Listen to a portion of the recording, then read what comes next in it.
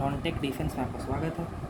आज हम लोग रेशियो एंड प्रोपोर्शन ये एक नया चैप्टर स्टार्ट करने जा रहे हैं और पिछले लेक्चर में मैंने आपका एवरेज ख़त्म किया था। क्लियर है? तो रेशियो प्रोपोर्शन का सबसे इम्पॉर्टेंट चीज़ हम लोग इसको मतलब लगभग 2 भाग में पढ़ेंगे। क्लियर है बात है? एक में हमारा थ्योरेटिकल क्वेश्चन रहेगा। कैसा रहेगा? थ्योरेटिकल क्वेश्चन जो काफ़ी मतलब क्वेश्चन देखते हैं आपको समझ में आ जाएगा। और दूसरा जो रहेगा वो ट्रिकी क्वेश्चन रहेगा, है ना, जो आपको ट्रिक से बनेगा। क्लियर है बात? तो देखिए किस तरह से क्वेश्चन रहेगा वो जानना ज़रूरी है। दिख रहा है? अब दिखेगा। मैं अंडरलाइन कर देता हूँ कहाँ तक मार्किंग मुझे लेना है। ठीक है, चलिए देखिए। इफ़ चलो मैं इसे मिटा देता हूँ। तो आपको ये बातें पता चल गई ना कि आपको रेशियो प्रोपोर्शन 2 भाग में मैं पढ़ाऊँगा। एक में थियोरेटिकल क्वेश्चन, दूसरे में ट्रिकी क्वेश्चन। क्लियर है बात? तो हम थियोरेटिकल की ओर बढ़ते हैं और किस तरह के क्वेश्चन रहेंगे, कैसे कैसे रहेंगे, वो मैं अब आपको दिखा रहा हूँ। चलिए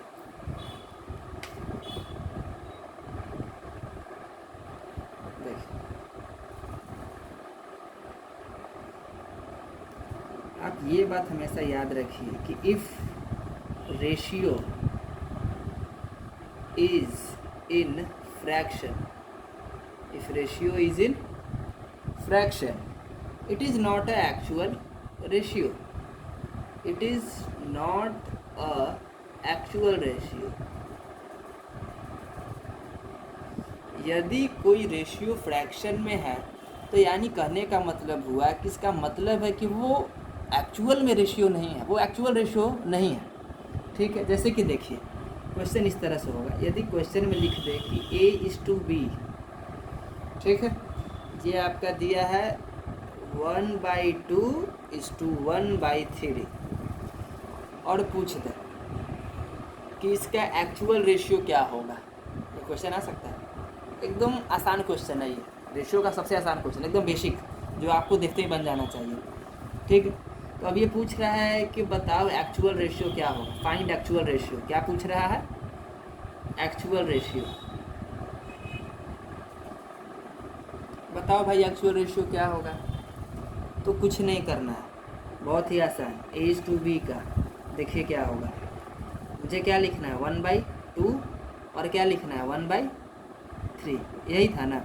2 और 3 का एलसीएम ले लेना। क्या होता है भाई? तो 6 होता है। इंटू 6 और इंटू 6 इसमें भी। ठीक है, तो 2 तिया 6, 3 दूनी 6। तो A:B का एक्चुअल रेशियो क्या हो गया? 3:2। ये हमारा आंसर हो गया। क्लियर है बात है? क्लियर है? आगे बढ़ते हैं। पक्का? चलिए, बहुत अच्छा है। ठीक है, तो ये क्वेश्चन इसी तरह से होता है। फ्रैक्शन में जब कोई रेशियो दिया रहे तो आपको ये देख के समझ जाना है कि वो रेशियो नहीं है, वो एक्चुअल रेशियो नहीं है। एक्चुअल रेशियो हमें फाइंड करना है। ठीक है, आगे बढ़ते हैं।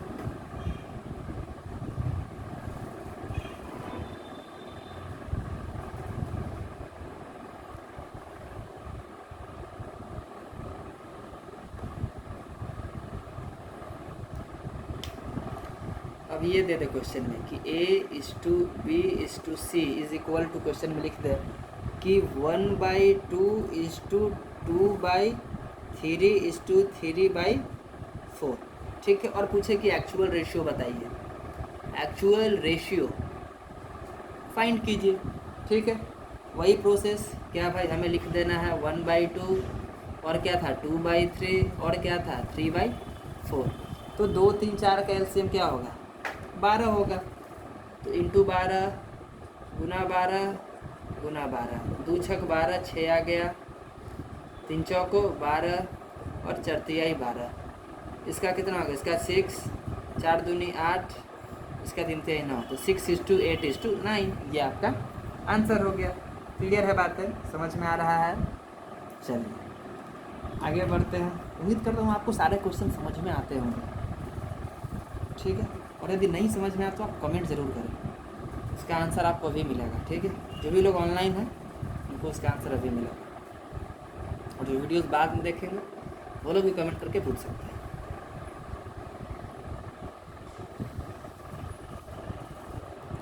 देखिए अगला क्वेश्चन हमारा ये रह सकता है, मान लीजिए आप सिर्फ क्वेश्चन देखें किस तरह क्वेश्चन पूछे जाएंगे, ठीक है।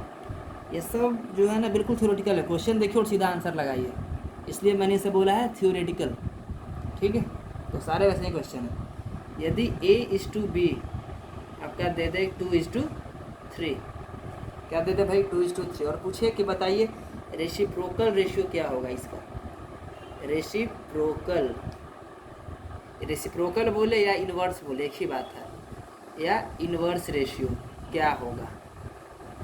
तो आंसर में क्या कर देना है, A:B 2 डिजिट का, तो आंसर क्या होगा 3:2, क्लियर है। लेकिन यदि यही रेशियो 3 रहता है A:B:C, तो ऐसे नहीं होगा। कैसे होगा वो मैं आपको भी बता रहा हूँ, लेकिन ये समझ में आया कि नहीं आया ये बताइए। आगे बढ़ते हैं, चलो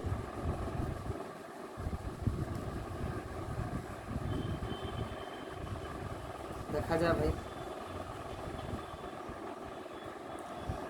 अब यदि क्वेश्चन में लिखते हैं, ध्यान दीजिएगा कि A:B:C हमारा M:N:P दे दे भाई, ठीक है। और अब पूछे कि बताइए अब इसका रेसिप्रोकल या इन्वर्स रेशियो क्या होगा। रेसिप्रोकल या इन्वर्स रेशियो क्या होगा, अब बताइए आप।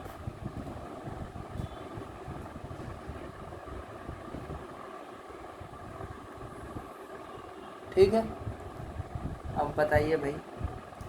तो कुछ नहीं करना है, जैसे आपने सब में किया वैसे इसको भी करेंगे, ठीक है।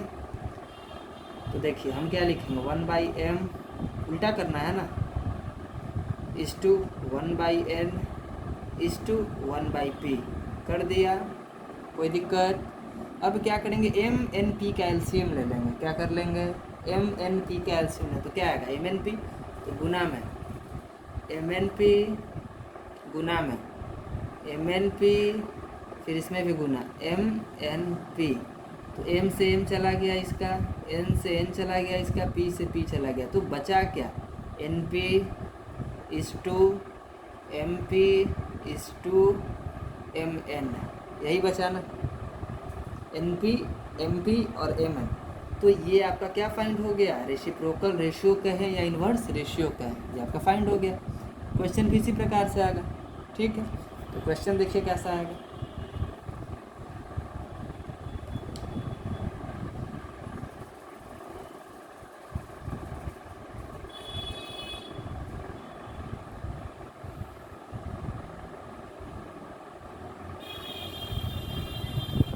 क्वेश्चन में आपका इस तरह से आएगा कि A:B:C आपका दे देगा 2:3:4,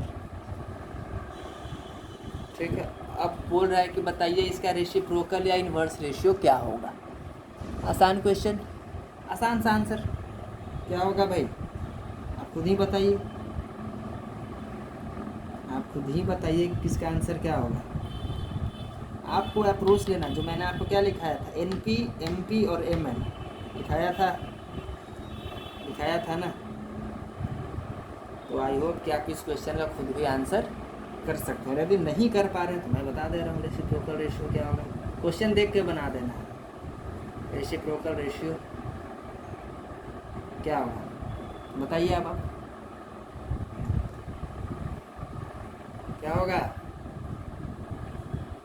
8 होगा, नहीं इसका ना 3 को 12 ना, 12:8:6 हो जाएगा। इसको सिंपलेस्ट फॉर्म में कर दो, 2×6 = 12, 2×4 = 8, 2×3 = 6, निकल गया। देखो भाई करना कुछ नहीं था, क्या पूछा A:B का, तो इसको छोड़ के इस दोनों को कर लो, 4×3 = 12 हो गया, ठीक है। फिर इसको छोड़ के इन दोनों को कर लो, 4×2 = 8 हो गया, क्लियर है बात है, ठीक है। और फिर इसको छोड़ के इन दोनों का कर लो, तो निकल गया 6:4:2। अरे भाई आपका क्या आया था, NP आया था, NP is to MP is to MN आया था, यही आया था ना आपका, बताइए। तो हमने क्या किया, हमने क्या किया, इसको छोड़ के सबसे देखो पहला वाले को छोड़ देना है, जिसका फाइंड करना है उसको छोड़ देना है, जिसका फाइंड करना है उसको छोड़ देना है। तो पहला रेशियो फाइंड करना है तो पहले वाले को छोड़ो, अब दोनों को देखो 3 चौको 12। अब फाइंड करना है दूसरे वाले को, तो दूसरे वाले को छोड़ो, बाकी सबको लिखो, तो 4 दूनी 8। फाइंड करना है तीसरे वाले का रेशियो, तो तीसरे वाले को छोड़ दो, बाकी जो बच गया 2 3 6 तो 6, 2 से डिविजिबल है सारा, तो सिंपलेस्ट फॉर्म में लिखा था आपको पता है 6:4:3। क्लियर बात है, अब समझ में शायद आ रहा होगा। तो इस तरह के क्वेश्चन आपके हो सकते हैं। क्लियर है बातें, इसी में आगे बात कर लेते हैं। अगला क्वेश्चन किस तरह का हो सकता है या कैसा क्वेश्चन आएगा, ठीक है। यदि लिखा रहे कि A:B आपका गिवन हो M:N, क्या गिवन हो M:N, और पूछे कि बताइए डुप्लीकेट रेशियो क्या होगा। पहला में क्या पूछे कि डुप्लीकेट रेशियो क्या होगा, बताइए। फिर दूसरा में क्या पूछते कि सब डुप्लीकेट रेशियो क्या होगा,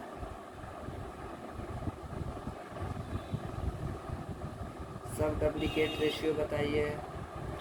तीसरा में पूछते हैं, ठीक है, ट्रिपलेट रेशियो बताइए, ट्रिपलेट रेशियो बताएं। या चौथा में पूछते हैं कि सब ट्रिपलेट रेशियो बताएं, ठीक है। इतना में से कोई एक बात आपके एग्ज़ाम में पूछा जाता है, या कोई दो भी पूछते तो कोई दिक्कत की बात नहीं है। तो डुप्लीकेट रेशियो में क्या होगा, देखिए क्या होगा, आंसर देखना है, ठीक है सबका। डुप्लीकेट रेशियो में क्या करना है, M का स्क्वायर इज टू N का स्क्वायर, डुप्लीकेट रेशियो फाइंड हो गया। क्लियर है। अब क्या बोला है, सब डुप्लीकेट रेशियो, तो इसका होगा √M is to √N। Clear है, ठीक है। ट्रिपलेट रेशियो देखिए M³ इज टू N³, ये आंसर होगा। सब ट्रिपलेट रेशियो देखिए, जैसे इसका स्क्वायर था तो इसका रूट में डाल दी, तो इसका क्या होगा, √M इज टू √N। इसका क्यूब बाहर कीजिए, इसका भी क्यूब बाहर कीजिए, है ना। क्लियर है बात है। ये M है, ये आपका M है और ये आपका N है। क्लियर है।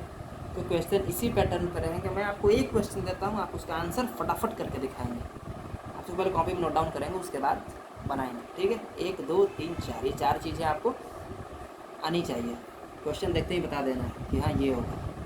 तो ये बातें आपको ध्यान में रहेंगे तभी तो आप क्वेश्चन बना पाओगे, ठीक है। तो ये याद रखना काफ़ी ज़रूरी है, ठीक है।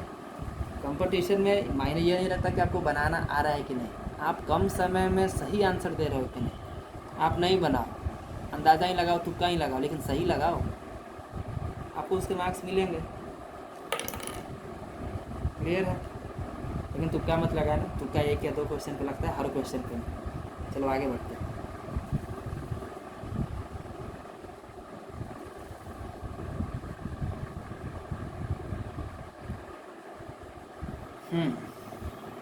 यदि हमारा A:B, क्या भाई A:B क्वेश्चन में दे दे कि वो आपका 3:4 है, और वो चारों चीज़ें आपको बताना है। क्या बताना है, डुप्लीकेट बताइए,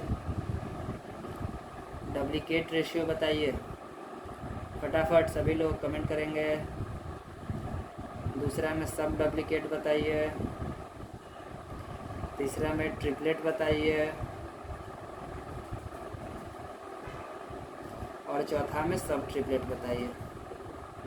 फटाफट चारों का आंसर आना चाहिए। बताया जाए डुप्लीकेट रेशियो क्या होगा, 9:16, जिसका आया सही कर लेंगे। सब डुप्लीकेट क्या होगा, सब डुप्लीकेट क्या होगा, √3:4, मतलब कि 2 हो जाएगा, जिसका आया वो सही कर लेंगे। ट्रिपलेट रेशियो क्या होगा, 27 और 4 को 64 हो जाएगा। क्लियर बात है। सब ट्रिपलेट क्या होगा,